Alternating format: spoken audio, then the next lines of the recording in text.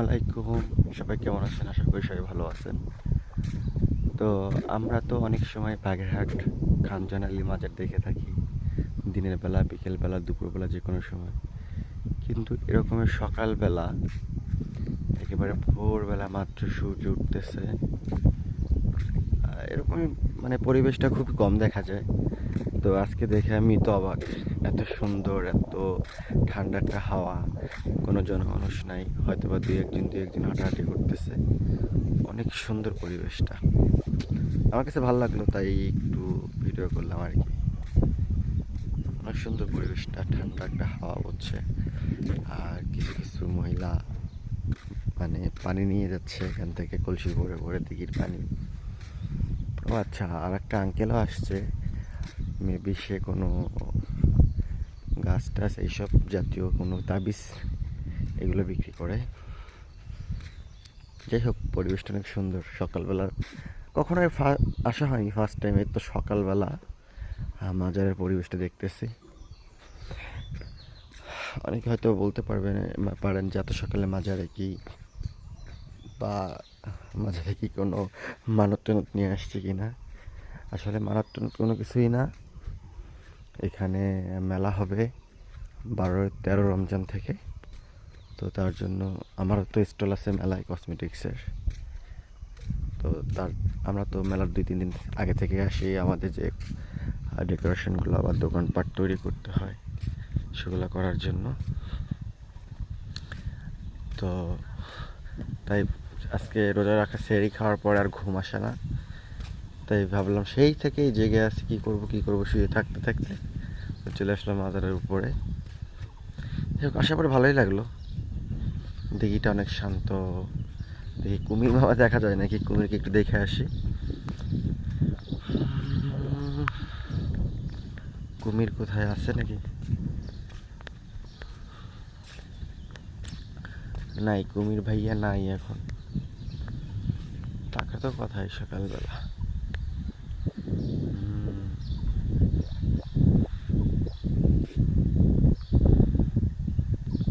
সূর্যটা ওঠে কোন দিক দিয়ে দেখছেন? আম, কি পরিমাণ আম ধরছে মাজারের গাছে, মাশাল্লাহ। এই আমগুলো যদি সব টিকে যায় বা ঝড়ে যদি না পড়ে, পাইকে গেছে অনেকগুলো, এখনই পড়ে পড়ে যাবে ছোটগুলাই।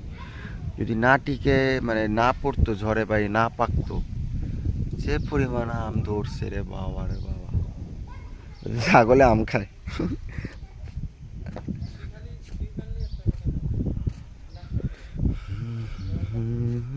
ভালোই লাগে পরিবেশটা।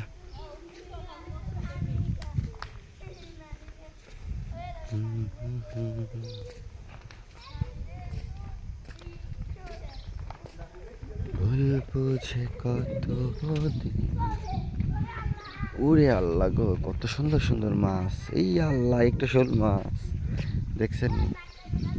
কত মাছ!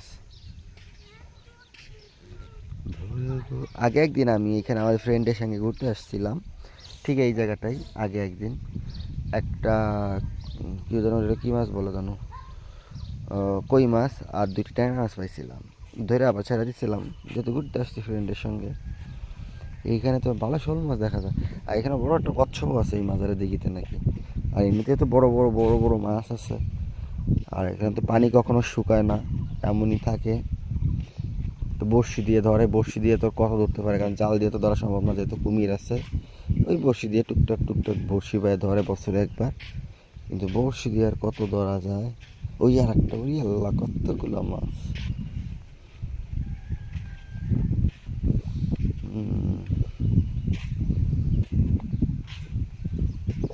আম পুরা একেবারে পড়ে গেছে,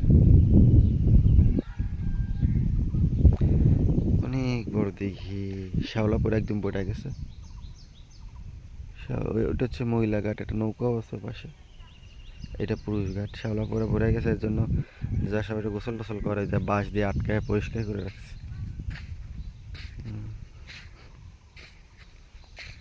যাই হোক, সকালের পরিবেশটা দেখানোর জন্যই ভিডিও। আর আমি তো কন্টিনিউ ভিডিও বানাই না, 6 মাসে 9 মাসে একটা ভিডিও। ও বাবা, কত বড় একটা সাপ উঠছে রে আল্লাহ, পানির ভিতর থেকে হঠাৎ করে একটা সাপ ভিতর দিয়ে উঠছে।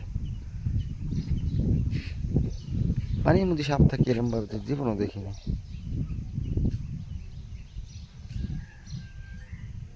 বাবা ভয় পেলাম। যাই হোক, তাহলে সবাই ভালো থাকবেন। আল্লাহ হাফেজ। ভালো লাগলে অবশ্যই একটা লাইক দিবেন। আর যেহেতু কন্টিনিউ ভিডিও চাই না, জানি ফর তো যাবে না, বা কখন এটা আমার তো আছেই কয়েকজন, আমার ফলোয়ার্সে আছে মনে হয় 51 না 52 জানি না। কখনো ভিডিও টিডিও ছাড়ি না। এই দুইটা মাছ কি বড় বাবা, কখনো ভিডিও টিডিও ছাড়ি না। তো যাই হোক, আল্লাহ হাফেজ, সবাই ভালো থাকবেন, আমার জন্য দোয়া করবেন। আর ভিডিও তো কন্টিনিউ ছাড়তে পারি না, যদি কখনো কন্টিনিউ ভিডিও ছাড়ি সুন্দর সুন্দর কন্টেন্ট উপহার দেব ইনশাল্লাহ। কারণ থিম আছে মাথায়, সব কিছু করার মতো সব কিছুই আছে, বাট সময় নাই, সময়ের অভাবে কোনো ভিডিও করা হয় না। তো ভালো থাকবেন। আর বাগেরহাট খানজানারি মাজারে যে যে আসছেন তারা তো ভালোই জানেন এটার পরিবেশ কেমন। আর আমার যত ফ্রেন্ড যারা দেখেননি বা আমাদের বাগেরহাট জেলার বাইরে বাড়ি, তারা আসবেন, ঘুরে যাবেন। এই তো 2 দিন পর থেকে মেলা শুরু। অনেক সুন্দর মেলা হয়, অনেক বড় জাঁকজমকপূর্ণ মেলা হয়। তো সবাই আসবেন, ভালো থাকবেন। আল্লাহ হাফেজ।